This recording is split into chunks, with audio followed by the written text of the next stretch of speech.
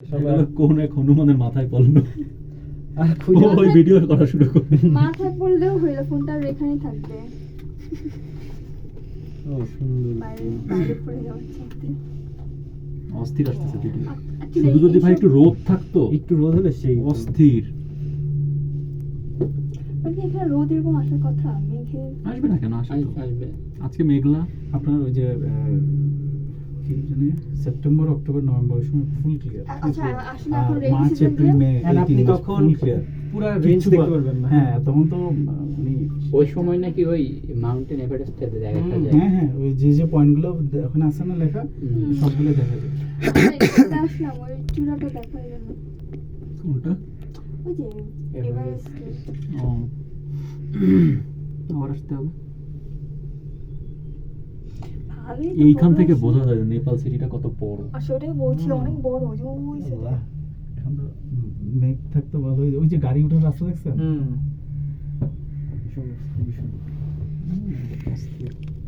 ওই রাস্তা পাহাড় কেটে কেটে রাস্তাগুলো বানাইছে। Of road. বৃষ্টি হলে তো পুরো অবস্থা খারাপ। বৃষ্টি পড়তেছে। এই জায়গাটা কেন জানি বৃষ্টি পড়ে, আসার সময় পড়তেছে। মেঘ ছিল ভালো ছিল, এত ভয় লাগতেছে।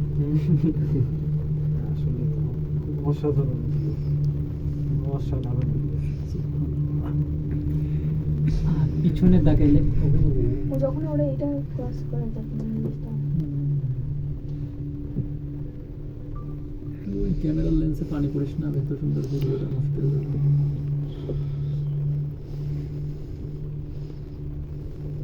গাছগুলো কিন্তু খুব একটা বড় না।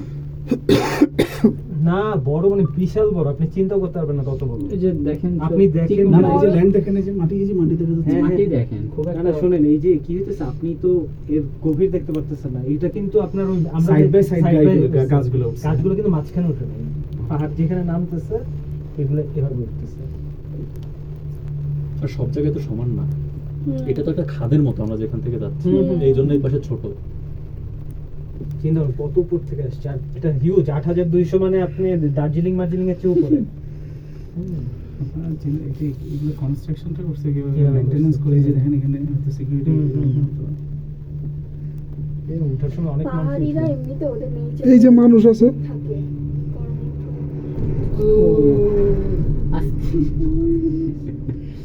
আস্তে বললেই কি আস্তে হবে। গিয়ার এই যে আরেকটা মেঘালয়। ওই তো হবে। এরপর ওরা যখন এটা বাঁচবে ওই নাম অনুযায়ী এগুলো পাঠাবে।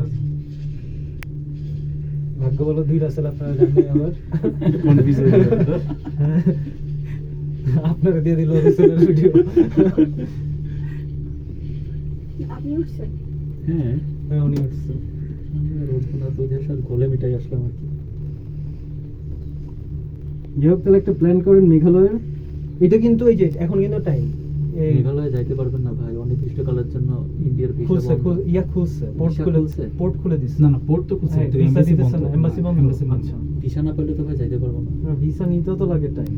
আর মেঘালয় ভাই অনেক কম কষ্টে ঘুরে আসা যায়, একদম বর্ডারের পাশে তো। ডাউকি দিয়ে ঢুকে ডাউকি দিয়ে, হ্যাঁ। মানে আপনার 6,500 থেকে 7,000 রুপি হলে আপনি আরামসে ঘুরে আসতে পারবেন, হ্যাঁ। যদি গ্রুপ বড় হয় আর কি, 4-5 জনের গ্রুপ হলে। কারণ আপনি বর্ডার ক্রস করে গাড়িতে উঠলে মেঘালয়। হ্যাঁ একটা সুবিধা হচ্ছে, রাতে সিলেটের গাড়িতে উঠলেন, সকালে গিয়ে আপনি সিলেটে নেমে সিএনজি নিয়ে বর্ডারে চলে গেলেন, তারপর ইমিগ্রেশন কমপ্লিট করে ওখান থেকে এবার থেকে গাড়ি একটা নিয়ে চলে গেলেন। নিয়ে যেতে মানুষজন বসে আছে। কম টাইম না ভাই, 10 মিনিট 17 সেকেন্ড চলে, এতক্ষণ ধরে আমরা নামছি। 11 মিনিটের মতো। এগুলো পরিষ্কার করতেছে। আর আমি একটু আগে জঙ্গলের ভিতরে মানুষ দেখছি, যা আমাদের কারের খুব কাছে ছিল। মানে এই লাইনে থাকে সবসময়। কাছে চলে আসে। কত মানুষ এখনো বই করতেছে, বাইরে চলে গেছে না, ল্যান্ড করলো। ল্যান্ডিংটা হার্ড ল্যান্ডিং ছিল।